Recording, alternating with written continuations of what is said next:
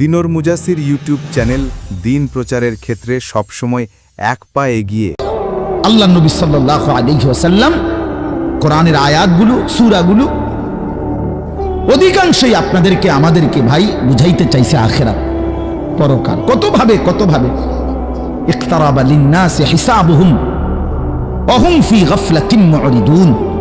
আল্লাহ তাআলা বলে, বান্দা হিসাবের সময় তো কাছায়া গেল, আখিরাত তো চলেই আসলো, কিয়ামত তো চলেই আসলো, আজও তো তুমি গাফিল হয়েই রইলা। 40 বছর হয়ে গেছে, 1 বছর শেষ হইছে, এভাবে বুঝি নাফরমানিতে পড়ে রইলা বান্দা। 365 দিনে কোনদিন ছেলেরা তোমরা যারা ফজরের নামাজ পড়ো না, তুমি বলো না বাপ এত শক্ত এত পাষাণ কেমনে হয় না?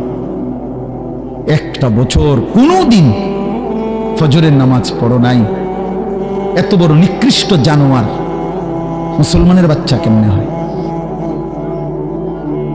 বলেন? এত বড় জানোয়ার একটা মানুষের বাচ্চা কেমনে হয়?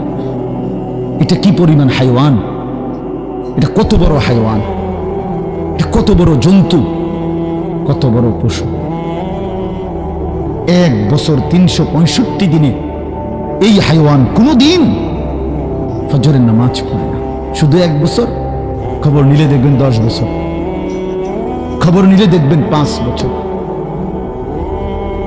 জানোয়ারের মতো, ইহুদির মতো, খ্রিস্টানের মতো চুল রাইখা তৃপ্তিভূত করে, এর চাইতে অসভ্যতা, এর চাইতে নিকৃষ্ট রুচি, এত বিকৃত মানসিকতা কোন জন্তু জানোয়ারেরও হয় না বেটা, জন্তু জানোয়ারের। তোমরা যে সমস্ত ছেলের চুল ইহুদির মতো, খ্রিস্টানের মতো, বেঈমানের মতো বেটা, তুমি একদম নিম্ন রুচির মানুষ, একেবারে ফসা মানুষ বেটা, তুই বেটা ফালতু লোক বেটা, তুই বেটা, তোর কোনো রুচি বলতে কিছু নাই বেটা, তোর কোনো রুচিবোধ নাই বেটা। কার মতো মুসলমানের বাচ্চা হইয়া মুসলমানের ঘরে জন্ম নিয়া বেটা আল্লাহর আজান শুনলি, ডান কানে বাম কানে তোরে আজান দিছে, এক পবিত্র মা তোরে 2টা বছর দুধ পান করাইছে বেটা, কোন শরমে বেটা তুই ওই বেঈমানদের মতো চুল কাটলি বেটা? ওদের কোনো জাতপাত আছে বেটা? ওদের কোনো ইজ্জত আছে না সম্মান আছে? আল্লাহ তাআলা কোরআনুল কারীমে বলছে ইন্নামাল মুশরিকুনা নাজাস। কোরআনের আয়াত কিনা? আল্লাহ বলছে সমস্ত মুশরিক নাপাক, নাজাসুন নাজাস। সমস্ত ইহুদি নাপাক, সমস্ত খ্রিস্টান নাপাক, সমস্ত হিন্দু নাপাক, সমস্ত বৌদ্ধ নাপাক, সমস্ত নাস্তিক নাপাক, সমস্ত মুরতাদ নাপাক, সমস্ত বেঈমান নাপাক। কার মতো বেটা চুল রাখলি বেটা? কারে দেখা বেটা পেশাব করে পানি লস না বেটা? কোন সভ্যত থেকে শিখলি বেটা এটা? কার থেকে শিখলি? জীবনে 2-4 অক্ষর পড়ালেখাও করো নাই, 2-4 শব্দ পড়ো নাই তোমরা ছেলেরা? মানুষ এত অভদ্র অপবিত্র হয় কেন? কোরআনুল কারীমের মধ্যে আছে, আল্লাহ তাআলা বলে, বান্দা কি আজীব কথা, কোরআন শরীফে আছে, বান্দা কোনোভাবেই যদি পানি নাই, ঠিক আছে, ফাইন লাম তাজিদু মাআন ফাতায়াম্মামু সাঈদান তাইয়্যিবা, তাহলে মাটি দিয়ে, পবিত্র মাটি দিয়ে তায়াম্মুম করো, তবুও নিজেকে পবিত্র বানাও। যদি বলি আল্লাহ পানি নাই, ঠিক আছে, তো মাটি দিয়ে হলেও পবিত্র হইতে হবে, এত তাড়াহুড়া কা? পানি আইও, পানি পাই আলোই, এরুকে শুরু করলেন। কোরআন শরীফের সরাসরি আয়াত, আল্লাহ তাআলা বলে, জানো ওয়ালাকিন ইউরিদু লিইউতাহহিরাকুম, আল্লাহ বলেন আমি না আমার ইমানদার বান্দাকে সারাক্ষণ পবিত্রই দেখতে চাই। দোস্ত আমার, এটা কোরআন শরীফের আয়াত। ওয়ালাকিন ইউরিদু লিইউতাহহিরাকুম, আমি আমার বান্দাকে পবিত্র, মুমিন আমার সে,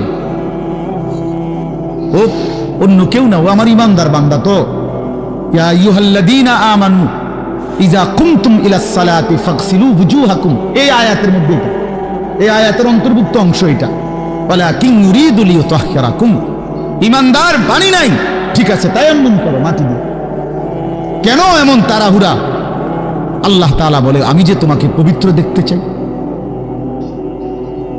আমি কি তোমাকে পবিত্র। ফীহি রিজালুন ইউহিব্বুনা আন ইয়াতাতাহহারু আল্লাহু ইউহিব্বুল মুত্তাহহিরিন। কোরআন শরীফের আয়াত আছে, আল্লাহ বলে, বন্ধু আপনার কিছু সাহাবীকে আমি দেখছি, আল্লাহ প্রশংসা করতেছে। মদিনার কুবা একটা এলাকা, যেখানে নবীজি মদিনার মক্কা থেকে হিজরত করে এসে প্রথম ঢুকছিলেন। এই হিজরত করে এসে প্রথম যেখানে ঢুকছেন, এই জায়গাটার নাম হলো কুবা নগরী। কুবা কি নাম? এই কুবা। এই এলাকার যারা সাহাবী ছিল, উনাদের একটা অভ্যাস ছিল, উনারা ওই সময় পানির তীব্র সংকট ছিল, পানি কম ছিল আর কি। তো তীব্র পানির সংকট থাকার পরেও উনারা খাবারের পানি, রান্নার পানি, মানে ভাত তরকারি রান্নার যে পানি আর খাবারের পানি কম খাইতো, কম ব্যবহার করত। এখান থেকে পানি বাঁচাইয়া পেশাব পায়খানার পবিত্রতার জন্য যে পানি দরকার, ওইখানে তারা পর্যাপ্ত পরিমাণ পানি ব্যবহার করত, যেন পবিত্রতার মধ্যে কোনো কমতি না হয়। আল্লাহর কসম, এই কথাইটা, তাদের এই আখলাক আচরণটা আল্লাহ এত পছন্দ করছে, কোরআন শরীফের আয়াত নাজিল করে ডাইরেক্ট তাদের প্রশংসায় আল্লাহ বলছে, ফীহি রিজালুন, আপনার সাহাবীদের মধ্যে কিছু লোক এমন আছে আমি দেখতেছি, ইউহিব্বুনা আন ইয়াতাতাহহারু, যারা ভালোভাবে পবিত্রতা অর্জন করাটাকে খুব পছন্দ করে। আল্লাহু ইউহিব্বুল মুত্তাহহিরিন, নবী শুনায়ে দেন, এমন পবিত্রতা অর্জনকারীদেরকে আমি আল্লাহও ভীষণ ভালোবাসি।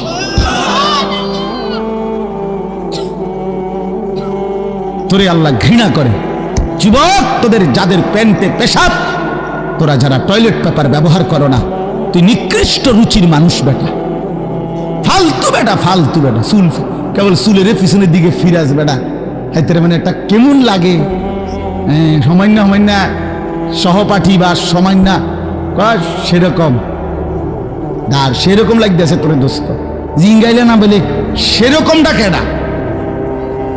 সেরকম ঠিক আছে লাগতেছে, আমিও কই, কিন্তু সে কে যার মতো লাগতে আছে? হেইতে কেডা যে যার মতো? সেরকম তো বুঝছি, সেরকমটাকে। সেরকম কি গাঁজাখোর, না ফুট্টাখোর, না বাবাখোর, না ডাইলখোর, না হারামখোর, না মদখোর, না ইয়াবাখোর? কার মতো লাগতেছে তারে জিঙ্গা। তুই যে আমারে কইলি সেরকম লাগতে আছে, হেতে কেডা যার মতো লাগতে আছে আমারে? কথা বলেন। হ্যাঁ, তো জিঙ্গাইলে কবে দোস্ত ফুট্টাখোরের মতো লাগে, তোর বাবাখোরের মতো লাগে তোর। কারণ কোন ভদ্র মানুষ, ইমানদার, নামাজি, কোন চরিত্রবান পবিত্র মানুষ নাপাক থাকতে পারে না। তো তাহলে তো এটা বুঝাই যায় তোরে কার মতো লাগে বেটা। হ্যাঁ, নাই তো বলুক যে দোস্ত তোর চুল দেখে মনে হয় বুড়া বাইজিদ বুঝতাম, তোর একদম জোনায়েদ বাগদাদির মতো লাগতে আছে, এমনি তাহলে তোর চোখ ডাকাইতের মতোই তো লাগে। আস্তাগফিরুল্লাহ, আস্তাগফিরুল্লাহ। প্রিয় ভাই আমার, বন্ধু আমার, আখিরাত যেন ভুলে না যাই। মহান আল্লাহ পাক রব্বুল আলামিন এই কোরআনুল কারীমের মধ্যে বারবার আমাদেরকে আখিরাত মনে করাইছে। আমাদের জিন্দেগি ঈমানের জিন্দেগি, আমাদের জিন্দেগি পবিত্র জীবন ভাইয়া। আমরা শুধুই দুনিয়ার জন্য না, কতজন কতভাবেই তো ইন্তেকাল করে, মৃত্যুবরণ করে, কিন্তু শাহাদাতের মৃত্যু শ্রেষ্ঠতম মৃত্যু। এবং শহীদি মৃত্যু মানে জীবন, যেটা বলল গজলের মধ্যে ওই লাইনটা আছে। তো আসলে কোরআনুল কারীমের মধ্যে আছে, আল্লাহ তাআলা বলেন, ওয়ালা তাকুলু লিমান ইউকতালু ফি সাবিলিল্লাহি আমওয়াত বাল আহইয়াউন। আল্লাহর পথে যারা শাহাদাত বরণ করে, তোমরা তাদেরকে মৃত বলো না, বরং আল্লাহ নিজে বলতেছেন বাল আহইয়াউন, বরং তারা জীবিত, নিঃসন্দেহে জীবিত। রাসূলুল্লাহ সাল্লাল্লাহু আলাইহি ওয়াসাল্লাম বলেন, সবুজ পাখির ভিতরে তাদের রূহ জান্নাতের মধ্যে ঘুরতে থাকে। এজন্য সাইয়্যিদুনা ওমর রাদিয়াল্লাহু তাআলা আনহু আজীবন তিনি শাহাদাত কামনা করতেন।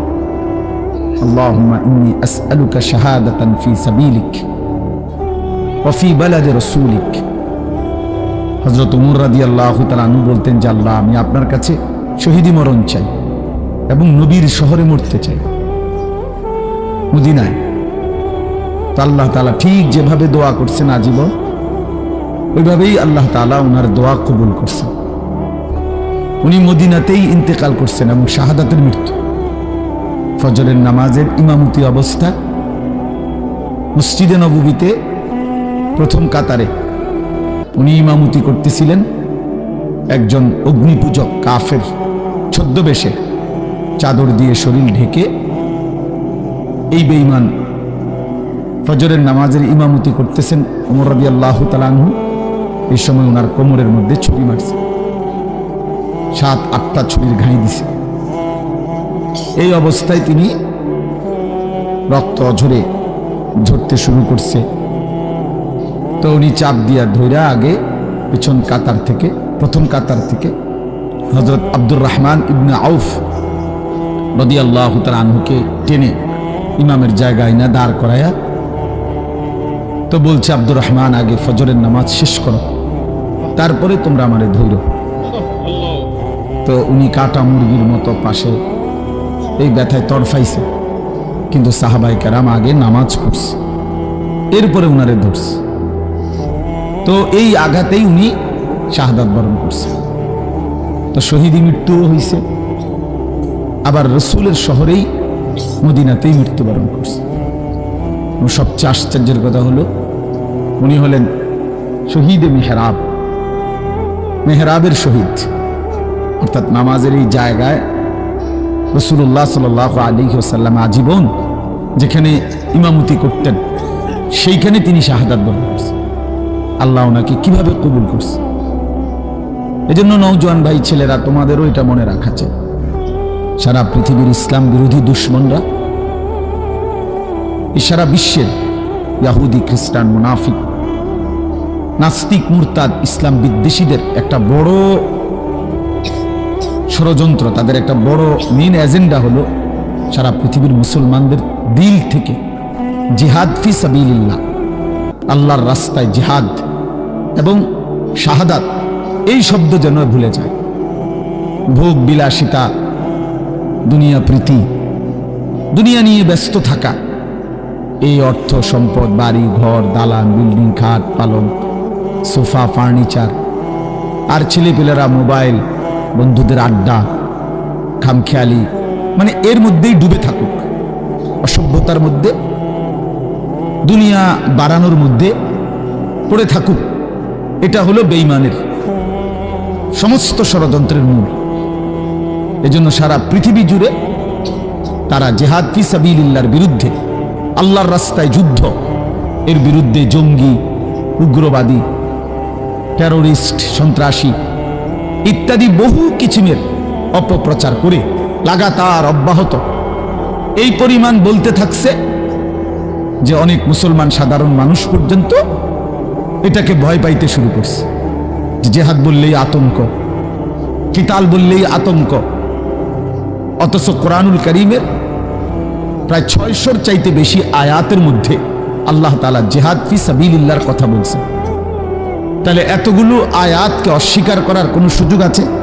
বলেন, কিভাবে অস্বীকার করে? কোরআনুল কারীমের একটি শব্দ কেউ যদি অস্বীকার করে তাহলে তো সে কাফের, সে তো বেঈমান। তাহলে কোরআনুল কারীমের মধ্যে আল্লাহ তাআলা বারবার এই কথা স্পষ্ট বলছে।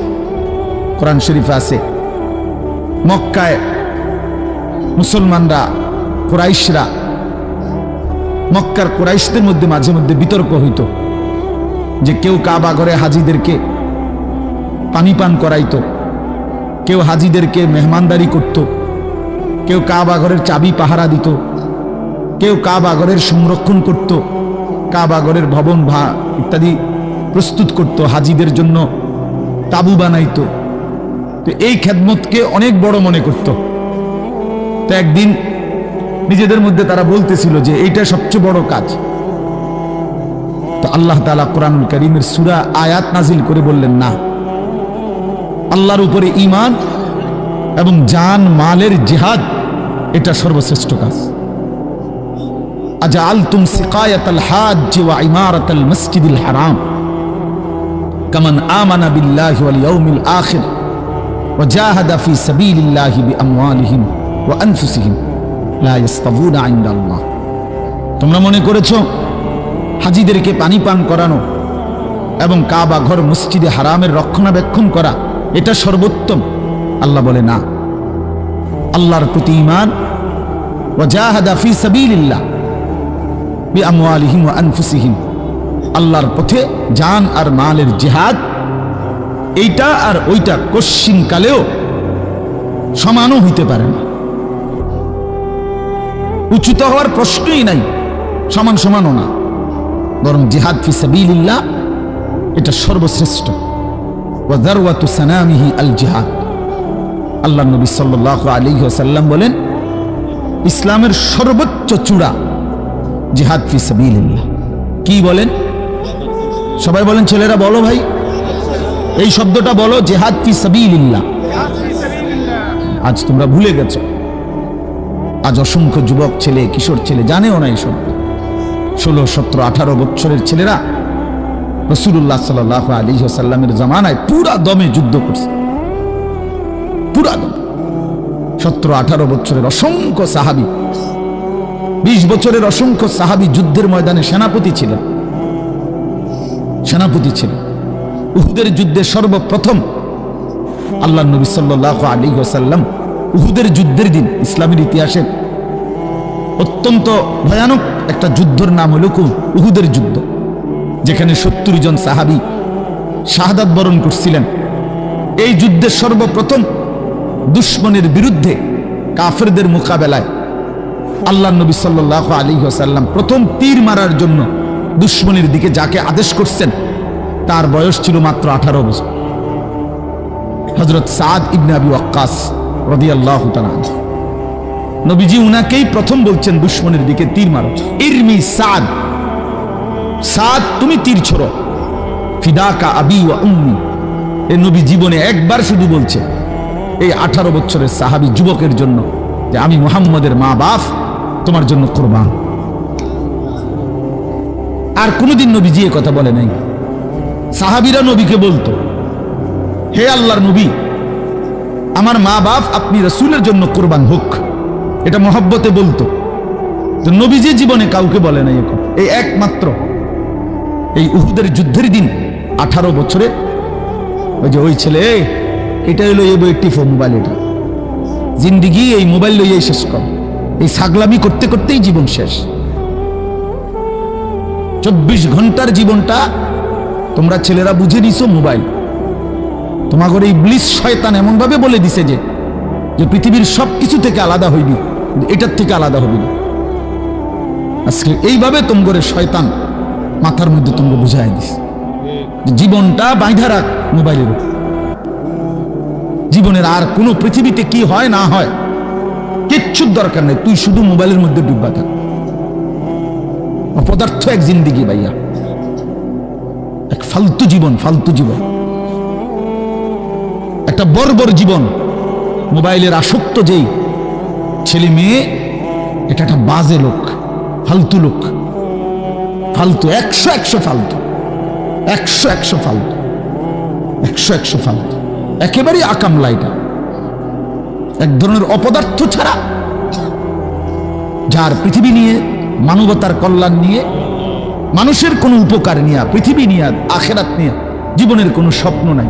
শাহওয়াত, শুধু শাহওয়াত, শুধু লজ্জাস্থানের একটা চাহিদা আছে, শাহওয়াত, এইটা পূরণ করে। নারী, ছবি, নাচ, গান, উলঙ্গতা, অশ্লীলতা, বেহায়াপনা, অসভ্যতা, খালাস।